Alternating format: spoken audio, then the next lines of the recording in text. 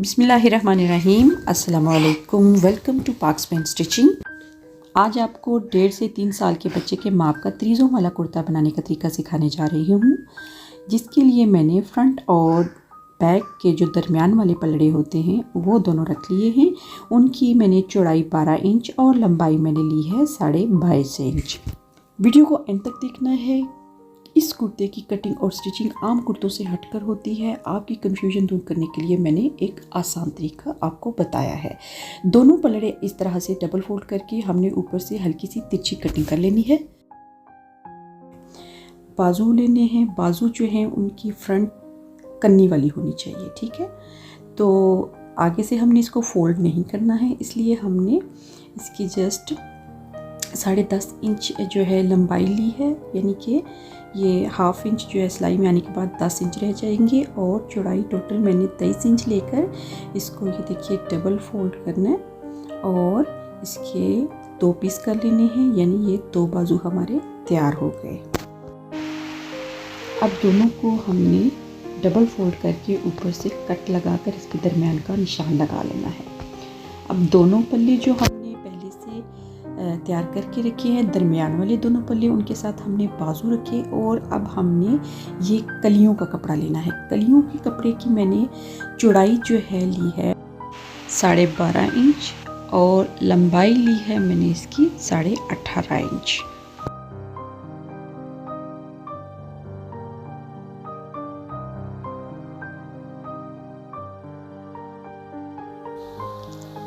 अब इस कपड़े को हमने डबल फोल्ड करना है। दरमियान से हमने इस्त्री के साथ तय बैठा ली और कुर्ते के साथ हमने इसको डबल फोल्ड करके रखना है। और चौड़ाई हमने मज़ीद जो है इसकी कितनी लेनी है, इस हिसाब से हमने जो है इसकी कलियां ले लेनी है। अब चौड़ाई हमारी टोटल जो है हमें दरकार है।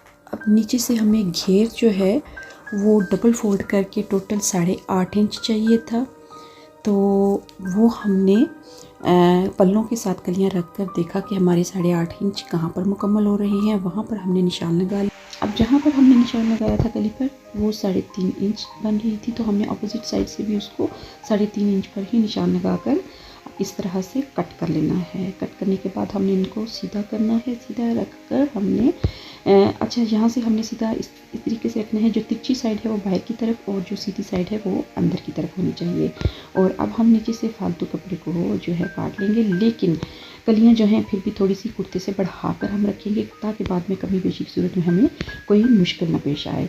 और ये अंडर आर्म हमने लिए हैं। अंडर आर्म मैंने चौड़ाई और लंबाई में सेम ही लिए हैं, यानी कि ये 3.25 इंच ही लंबाई और 3.25 इंच ही चौड़ाई में। इनको हमने इस्त्री करके इस तरह से डबल फोल्ड करना है, तो ये इसकी जो है परफेक्ट शेप आ जाएगी। अब हमने कलियों को अलग कर लेना है आपस में और इसी तरह से हमने कुर्ते की भी फ्रंट और बैक को अलग कर लेना है।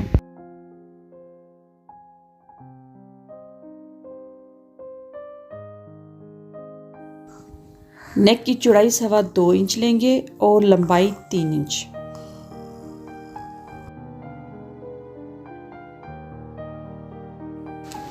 इन निशानों के अकॉर्डिंग बॉक्स बनाएं और अंदर से हम इसकी गोलाई की शेप देंगे। पहले हम फ्रंट की नेक की गोलाई की शेप देंगे और बाद में हम 1.5 इंच के फासले पर बैक की नेक की जो है गोलाई की शेप देंगे।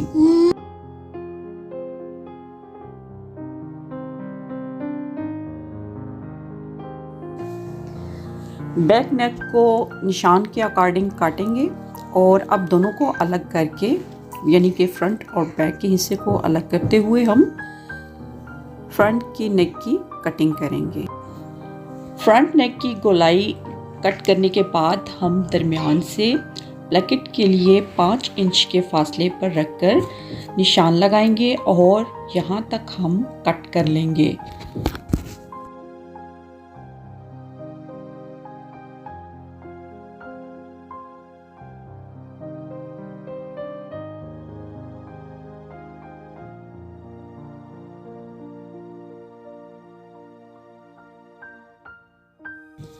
ये नॉर्मल बुकरम मैंने ली है जिसकी चौड़ाई है 1 इंच और लंबाई में मैंने ली है ये 7 इंच।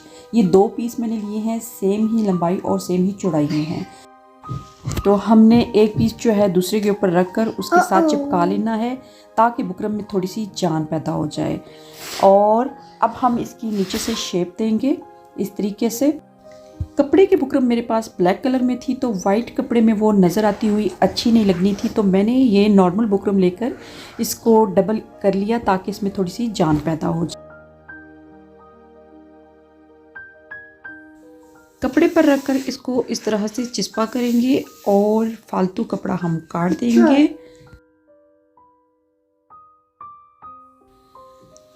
अब यहाँ से हम जो है तकरीबन 1 इंच कपड़ा बढ़ा कर रखेंगे और बाकी काट देंगे। दूसरी साइड से हम कपड़ा बढ़ा हुआ ही रहने देंगे और जिस साइड से हमने 1 इंच बढ़ाया है उसको हमने अंदर की तरफ करते हुए प्रेस कर लेना है इस तरीके से। और दूसरी साइड से हमने कपड़ा कुछ ज़्यादा बढ़ाया था तो उसको भी हमने अब डबल करना है। डबल हमने किस तरीके से करना है ये आप देखिए। हमने जो प्लेकेट तैयार की हुई है ना, इससे कपड़ा थोड़ा सा बढ़ाकर फोल्ड करना है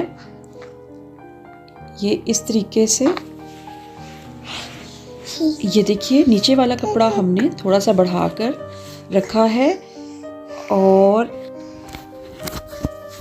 5.5 इंच के फासले से हमने इसको नीचे वाले कपड़े को कट करके अंदर से हमने इस तरीके से कपड़ा निकाल लेना है और नीचे जो कि बुकरम की शेप थी उस हिसाब से हमने कपड़े को अंदर की तरफ फोल्ड करके प्रेस के साथ इसको बैठा लेना है।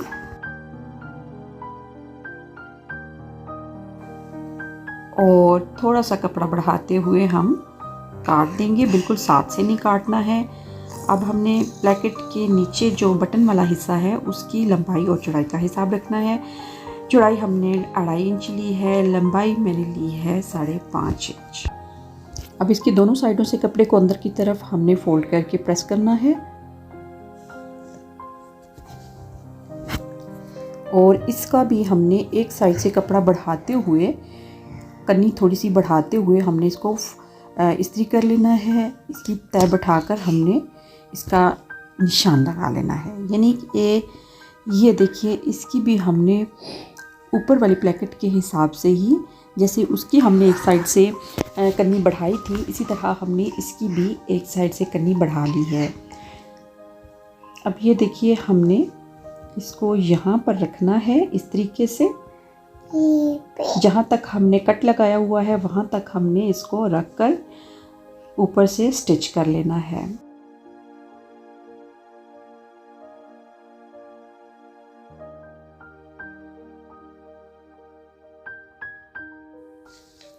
प्लेकेट को भी हमने सेम तरीके से ही रखकर लगाना है। अब प्लेकेट के नीचे जो है हम कपड़ा ज़्यादा अंदर की तरफ बढ़ा कर रखेंगे। शर्ट का कपड़ा अंदर की तरफ ज़्यादा बढ़ा कर रखना है और इसको सीधा करके हमने देख लेना है। ये देखिए इस तरीके से हम इसको स्टिच करते हुए नीचे जाएंगे और जहाँ पर हमारा कट लगा हुआ है वहाँ पर हमने इस तरह से दोहरा करके एक निशान बना लेना है ताकि हमें पता हो कि यहाँ पर हमारा कट ख़त्म हो रहा है।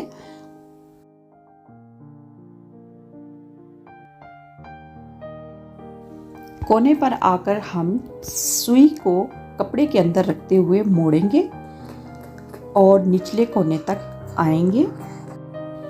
यहाँ से आपने मेक श्योर करना है कि कपड़ा बाहर की तरफ ना निकला हो और निचले कोने पर आकर दोबारा हमने सुई को अंदर करते हुए कपड़े को घुमाकर तीसरे कोने पर आना है और इसी तरह सुई को अंदर रखते हुए हमने यहाँ से भी टर्न ले लेनी है। और अब जहाँ पर हमने दोहरा करके निशान लगाया था कि यहाँ पर हमारी जो कट है वो ख़त्म हो रहा है, वहाँ से हमने दूसरी साइड पे टर्न करते हुए आना है और सिलाई के ऊपर आते हुए दोबारा से हमने टांके को फिनिश करना है।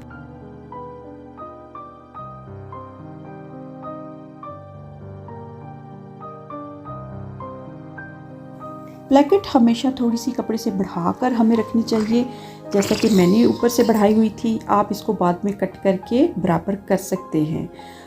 कम नहीं होना चाहिए, ज़्यादा हो जाए तो आप इसको कट कर सकते हैं। फ्रंट और बैक के हिस्से को हमने आपस में रखकर कंधे जोड़ लेने हैं और ऊपर से हमने एक इजाफी सिलाई बाहर की तरफ लगा लेनी है। तरीज़ों वाले कुर्ते की जो जोड़ों की सिलाइयाँ होती हैं उनकी बैरूनी साइड पर भी सिलाई लगाई जाती है। अब गले के लिए हमने तिरछी पट्टी काट लेनी है। इस सूरत में हमने इसको दोहरा रख के पहले इस्त्री करना है।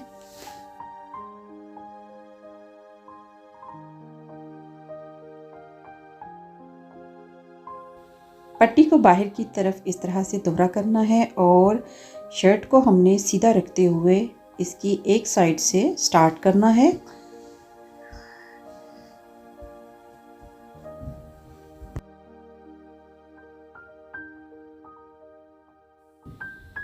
इस तरीके से नेक के राउंड पर लगाते हुए हम जाएंगे। एक कोने से स्टार्ट करते हुए दूसरे कोने पर जाकर हम इसको फिनिश करेंगे। चैनल को अगर अभी तक आपने लाइक नहीं किया तो लाइक कर दीजिए, वीडियो को फ्रेंड्स और फैमिली में शेयर कीजिए और बेल के साथ सब्सक्राइब करें ताकि आपको हर आने वाली वीडियो का मैसेज वक्त पर मिल जाया करे। एंड पर हमने इसको जैसा कि स्टार्ट में हमने दोहरा किया था बाहर की तरफ फोल्ड करके, इसको इसी तरह हमने बाहर की तरफ फोल्ड करके इसकी फिनिशिंग करनी है। अंदर हम हल्के हल्के कट लगाएंगे।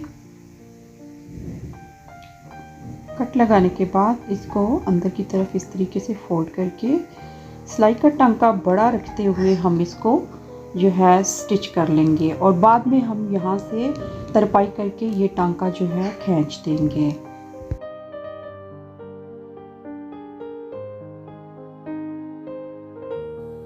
अब कुर्ते के बाजू हमने रखकर उसके नीचे ये जो कलियां तैयार की हुई थी इनको हमने रखना है। कलियां इस तरह तरीके से रखनी है कि इसकी जो तिरछी साइड है वो बाहर की तरफ हो, ठीक है। और अब हमने एक कली उल्टी करके कुर्ते के साथ जोड़ लेनी है, लेकिन ख्याल रखिए मुकम्मल कुर्ते के साथ हमने फ़िलहाल अटैच नहीं करनी है। थोड़ा सा हमने सहारा देने के लिए उसको सिलाई करना है। अब दूसरे साइड की कली लेनी है और उसको एक साइड से इस तरीके से हमने ये अंडर आर्म के साथ सिलाई कर लेना है। इस तरह से बाजू के साथ इसको अटैच करना है। ये एक साइड से हमने अटैच कर लिया। अब दूसरी साइड से देखिए हमने जो है कली बिल्कुल एंड तक नहीं सिलाई की थी। ये देखिए अब हमने इसको इस तरह तरीके से रख कर देखना है और पहले हमने ये कली के साथ इसको सिलाई करना है।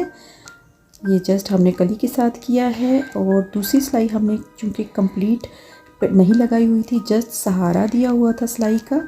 ये देखिए अब हमने इसको सीधा करके इसकी बैरूनी साइड पे सिलाइयाँ लगा लेनी है, यानी कि जो सिलाइयाँ हमने लगाई हैं उसी के ऊपर ऊपर हमने इसकी सिलाइयाँ लगा लेनी हैं। ये सिलाइयाँ लगाने के बाद अब हमने ये इसकी जो है जहाँ से हमने जस्ट सहारा दिया हुआ था कली को, वहाँ से दोबारा रख कर हमने मुकम्मल स्टिच कर लेना है। ये देखिए यहाँ हमने अब इसको सिलाई कर लिया और अब हम नीचे से भी बाजू की सिलाई लगा लेंगे। सिलाई लगाने के बाद हमने कुर्ते के जो बाजू की दरमियान का निशान लगाया था कुर्ते के साथ रखकर हमने ऊपर जहाँ से कंधे की सिलाई शुरू होती है दरमियान को उसके साथ रखते हुए एक साइड से पहले हमने सिलाई करके साथ जोड़ना है। ये देखिए इस तरीके से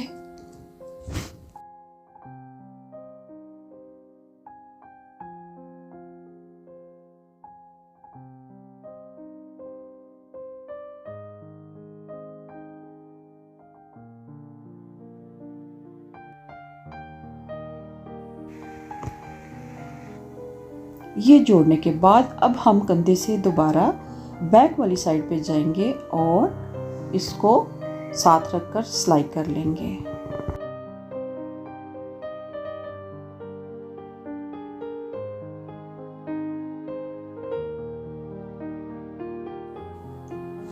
अब ये जो सिलाई हमने लगाई है इसके बैरूनी साइड से भी हमने सिलाई लगा लेनी है।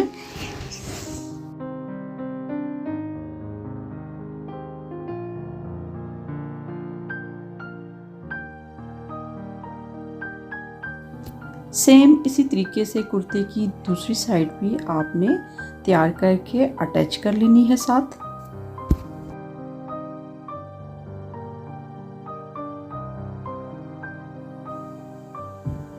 अब नीचे घेर से हमने फालतू कपड़े को काट देना है।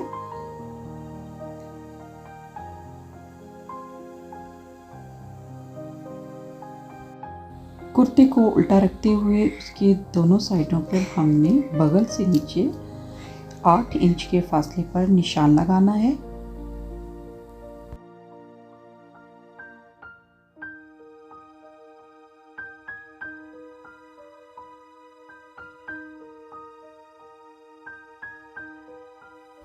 और बिल्कुल बगल के करीब से हमने सिलाई स्टार्ट करते हुए इस निशान तक इसकी फिनिशिंग करनी है। और नीचे से हम अब स्लिट की सिलाई करेंगे।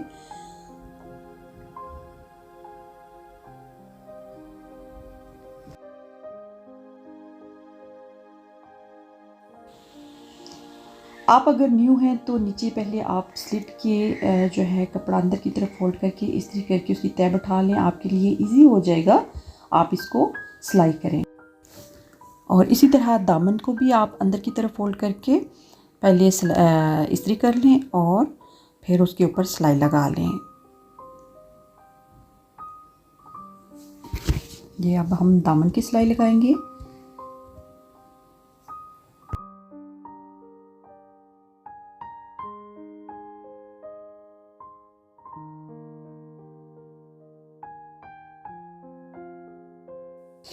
ये देखिए हमारा कुर्ता तैयार है। मैंने आपको पिछले प्रोग्राम में काज बनाने का तरीका सिखाया है। आप खुद ही इसकी बटन होल तैयार कर सकते हैं। और तरपाई करने के बाद गले की सिलाई मैंने उधेड़ दी थी। बहुत शुक्रिया देखने और सुनने का। अल्लाह हाफिज़।